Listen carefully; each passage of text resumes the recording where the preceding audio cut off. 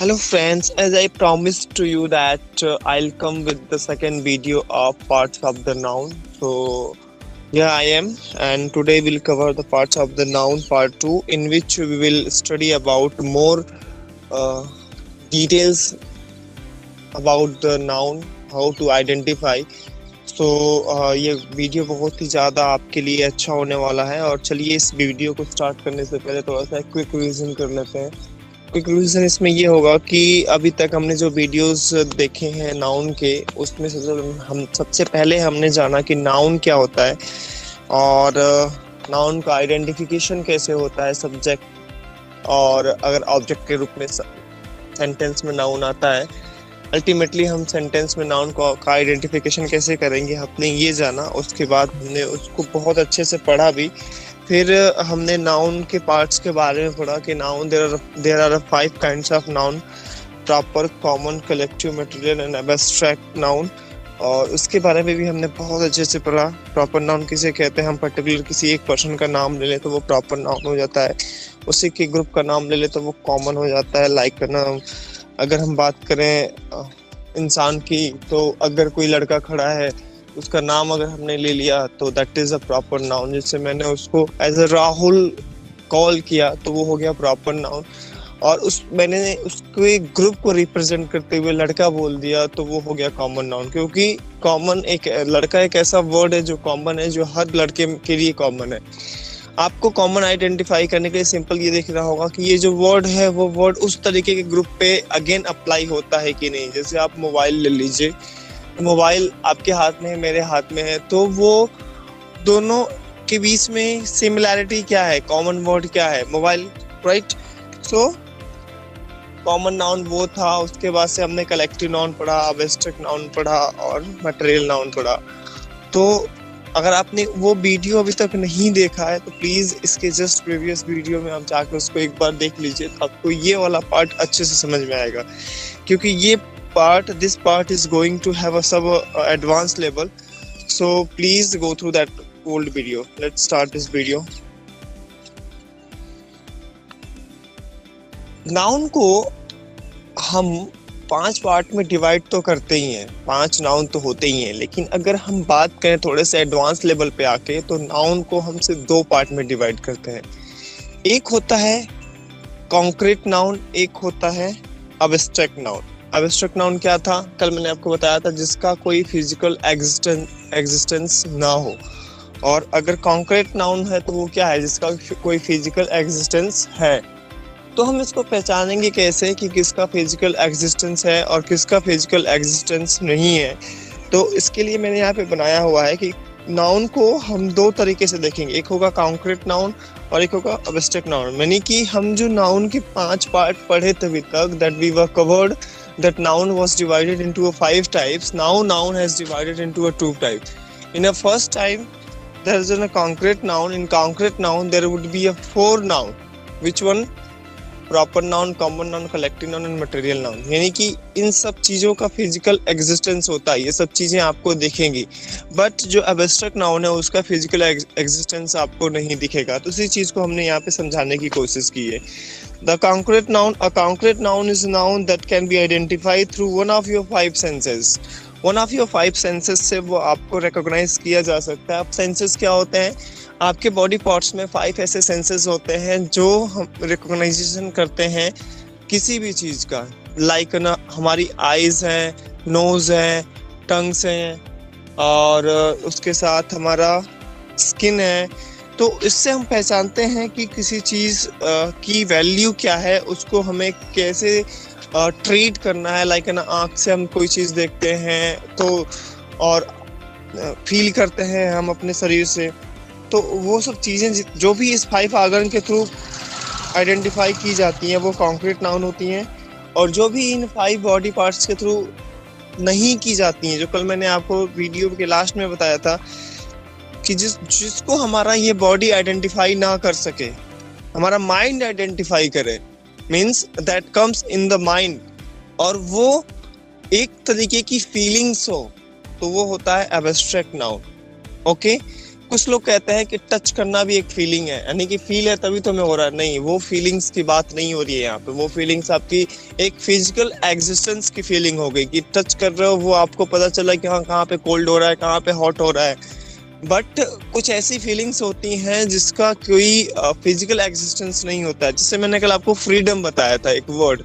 अब फ्रीडम कैसा वर्ड है? फ्रीडम को अगर देखा जाए तो जेल की अगर बात की जाए तो जेल में कैदी रहते हैं, तो कैदी के लिए वहां पे कोई फ्रीडम है नहीं है ना। लेकिन वही फ्रीडम वहां पे अगर जेलर जाए या फिर वहां का कोई जेल का स्टाफ जाए, पुलिस स्टाफ में से, तो उनके लिए फ्रीडम ही फ्रीडम है वहां पे। ओके, तो ये जो वर्ड होते हैं ना, एब्स्ट्रैक्ट नाउन के जो वर्ड होते हैं वो चेंज होते रहते हैं। उनकी जो फीलिंग्स होती है वो आपके लिए तो कुछ और है, आपके लिए वो फ्रीडम है, बट सामने वाले के लिए हो सकता है कि वो केस बन गई हो। ओके, तो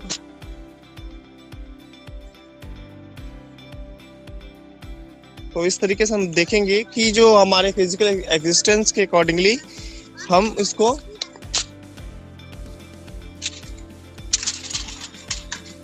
रिकॉग्नाइज कर रहे थे।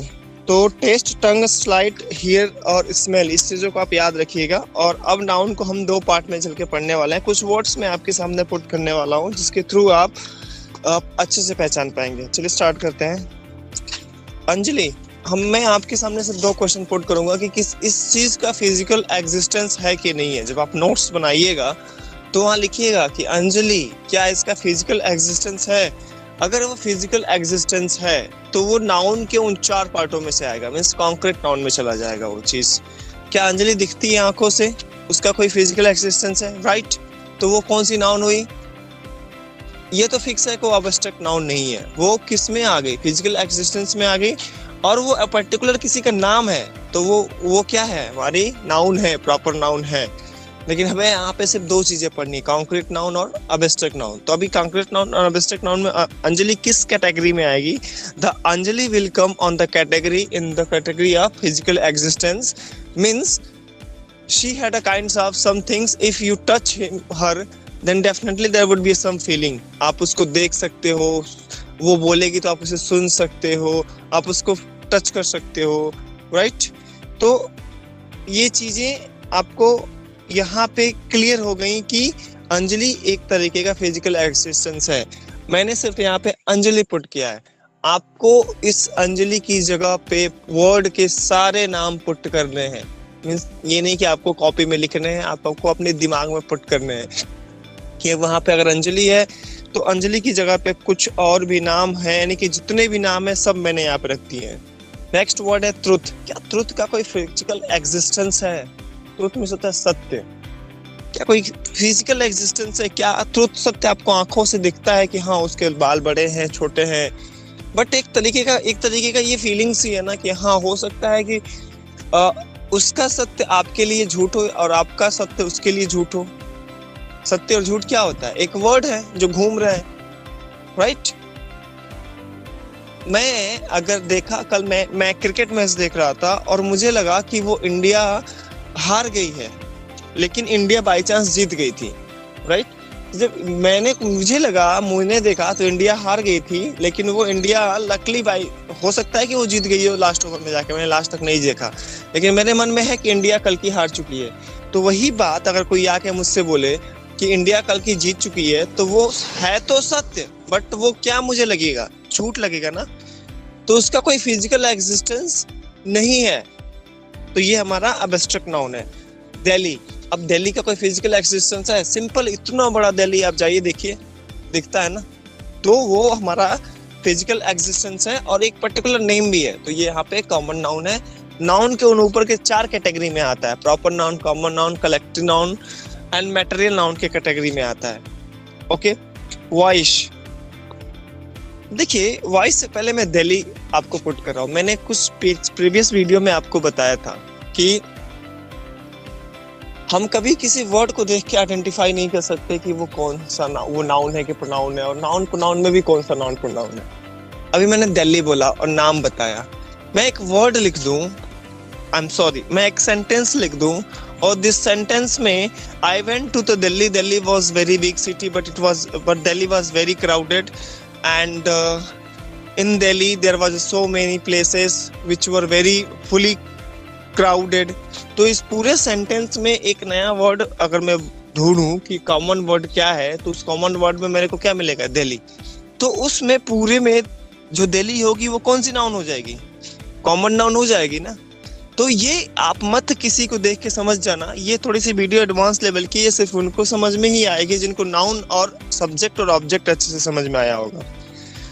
तो दिल्ली को समझ, किसी भी वर्ड को देख के अगर वो सिंगल है तो आप उसको आइडेंटिफाई कर सकते हो, बट वो सेंटेंस में है तो उसको आपको उसके अकॉर्डिंगली ट्रीट करना होगा। जैसे मैंने एक सेंटेंस भी आपको पहले बताया था कि उसमें आपका सेंटेंस था लव, राइट? लव क्या है? एक तरीके का वर्ब है ना, फीलिंग्स है, नहीं सॉरी, लव क्या है? एक तरीके का फीलिंग्स है, ओके? तो एब्स्ट्रैक्ट नाउन है, लेकिन लव जो है वो एज ए वर्ब का भी काम करती है, राइट? लव चेंज्ड हिम, ऐसा बोल सकते हैं, प्यार ने उसे चेंज कर दिया। तो चार वहां पे वो किसका काम कर रही है? नाउन का काम कर रही है, एज ए सब्जेक्ट काम कर रही है। किसे किया? उसे किया। किसने किया? तो लव ने किया। लेकिन वही अगर लव किसी सेंटेंस के बीच में आ जाए तो वो एज ए वर्ब का भी काम कर सकती है, ही लव्स मी। तो यहाँ पे ये लव किसका काम करती है, कर रही है? वर्ब का। तो इस तरीके से आप वर्ड को देख के मत जाइएगा, ठीक है? नेक्स्ट सेंटेंस पे चलते हैं। दिल्ली हो गया। वॉइस, वॉइस तो इसका कोई फिजिकल एग्जिस्टेंस है? अब तो बोलेंगे नहीं है, वॉइस का कैसा फिजिकल एग्जिस्टेंस है? मैंने तो कभी देखा नहीं आवाज को।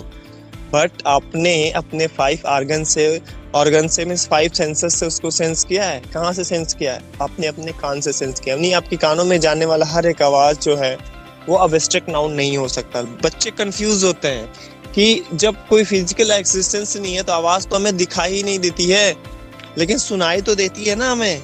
जो चीजें हमें सुनाई देती हैं वो भी हमारी फिजिकल एग्जिस्टेंस में आती हैं, और वो एक तरीके के उन ऊपर के 4 कैटेगरी के नाउन्स में चली जाती हैं, ऊपर वाले कैटेगरी में चली जाती हैं।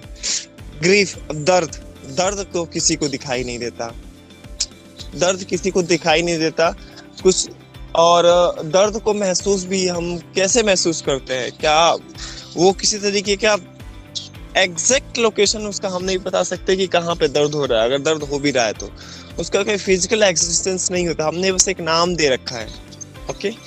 टीयर, आंसू दिखाई देते हैं, पानी है ना, आंखों से गिर रहे हैं, दिखाई दे रहे हैं। ग्रीफ जो है वो नहीं दिखाई दे रहा है, वो अंदर के भीतर का दर्द जो है वो उसका कोई फिजिकल एग्जिस्टेंस नहीं है। बट जो टीयर उसके थ्रू आंसू निकल रहे हैं उसका फिजिकल एग्जिस्टेंस है, ठीक है? बर्थडे, बर्थडे में अब बताइए बर्थडे क्या है? बर्थडे किसी का फिजिकल एग्जिस्टेंस है? नहीं है ना, हमने एक नाम दे दिया है कि वो बर्थडे है। केक है फिजिकल एग्जिस्टेंस? बर्थडे में बर्थडे जो शब्द है उसका कोई फिजिकल एक्सिस्टेंस नहीं है, वो एक क्या है, किस तरीके का एब्स्ट्रैक्ट नाउन है। बट वही जो केक है वो हमें दिख रहा है तो वहां पे एब्स्ट्रैक्ट नाउन है। ऑनेस्टी, ईमानदारी, अब कोई बात नहीं यार, ईमानदारी को हम कैसे बोल सकते हैं कि ये एक फिजिकल एग्जिस्टेंस हो सकता है? दिखता है क्या ईमानदारी? दिखता है, उसके एक्टिविटी से दिखता है, उसको हम एक वर्ड दे दिया ईमानदारी, बट वो एक तरीके के फिजिकल एक्सिस्टेंस नहीं रखता है, तो वो एब्स्ट्रैक्ट नाउन में आ जाएगा। मैथमेटिक्स, अब देखिए मैथमेटिक्स को थोड़ी सी लेके यहाँ पे उलझन है। यहाँ पे 2 तरीके से हो सकते हैं। सब्जेक्ट को हमेशा एब्स्ट्रैक्ट नाउन में रखा गया है, जो भी सब्जेक्ट होंगे ना उसको हम एब्स्ट्रैक्ट नाउन में रखेंगे, जैसे mathematics, science, Hindi, Sanskrit. So all the subjects comes into the abstract noun, but especially अगर मैथमेटिक्स और अगर साइंस की बात की जाए और जिसमें क्वेश्चंस होते हैं जिसका फिजिकल एग्जिस्टेंस आप बनाते हैं। सपोज मानिए कि कोई भी क्वेश्चन है जिसको अगर आप सिर्फ एज ए सब्जेक्ट काउंट कर रहे हैं कि this is the question of mathematics, तो वो मैथमेटिक्स वहाँ पे क्या है, फिजिकल अपीयरेंस नहीं है। बट उसी के क्वेश्चन को अगर आपने कॉपी में दिख दिया तो वो जो क्वेश्चन हो जाएगा मैथमेटिक्स का होगा तो मैथमेटिक्स ही वो, तो वो वहां पे हमारा फिजिकल अपीयरेंस हो जाएगा, ठीक है? तो वहां पे कॉमन नाउन या प्रॉपर नाउन जिसमें भी आपको एज ए फर्स्ट सेंटेंस आप उसको पुट कर सकते हैं। तो ध्यान रखिएगा सेंटेंस में, ये थोड़ा सा अपर लेवल का है। मैथमेटिक्स हो या साइंस हो या कुछ भी हो, whatever the things you have, related subject, अगर वो रिटन में है तो अगर वो जिस सब्जेक्ट से बिलोंग करता है तो वहाँ पे वो एज ए एब्स्ट्रैक्ट नाउन नहीं होगा, बट ऐसे किसी सेंटेंस में मैथमेटिक्स का नाम दिया हुआ है कि I do have a mathematics knowledge, I do have a science knowledge, I do have a English knowledge, so वो जो सब यहाँ पे आएंगे ना, इंग्लिश और साइंस और mathematics, so that would be a abstract noun. But apart from this, agar if it has been written in some copy like in a question, then that would be a common or proper, whatever the things in based on the sentence. Next is childhood. बचपन. बचपन क्या है? बचपन भी एक तरीके से हम कह सकते हैं कि abstract noun है, क्योंकि हमने सिर्फ एक नाम दे रखा है, उसमें क्या दिखता है? कुछ दिखता है? एक तो ये अंदर की फीलिंग है कि उसके अंदर बचपना है। कुछ लोग बड़े हो जाते हैं तब भी बोलते हैं हाँ इसके अंदर बचपना है। हॉट को क्या आप महसूस कर रहे हैं ना अपने फाइव ऑर्गन से?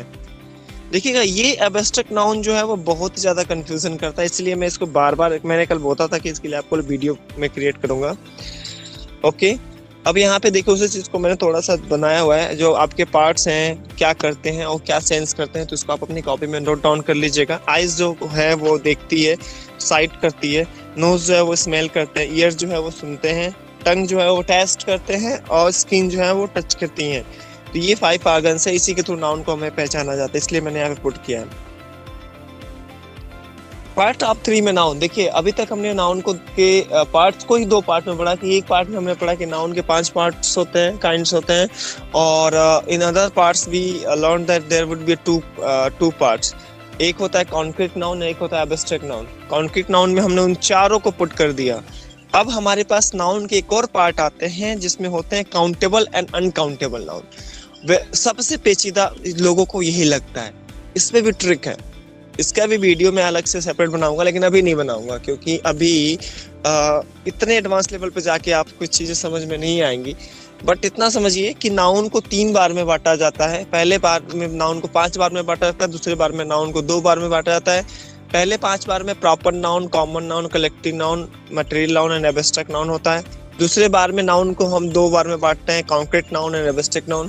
फिर नाउन को हम उसी के बेस्ड के आधार पे हम 2 बार में और बांटते हैं, जिसमें होता है countable noun and uncountable noun. इस दुनिया में 2 ही चीजें हैं, या तो काउंटेबल है या तो अनकाउंटेबल है।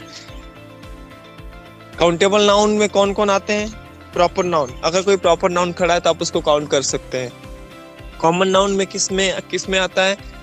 तो भी काउंटेबल में ही आएगा। कॉमन नाउन को भी हम काउंट कर सकते हैं, कलेक्टिव नाउन को भी हम काउंट कर सकते हैं, ठीक है। लेकिन इसमें कुछ ऐसे वर्ड्स होते हैं ना जो अनकाउंटेबल होते हैं।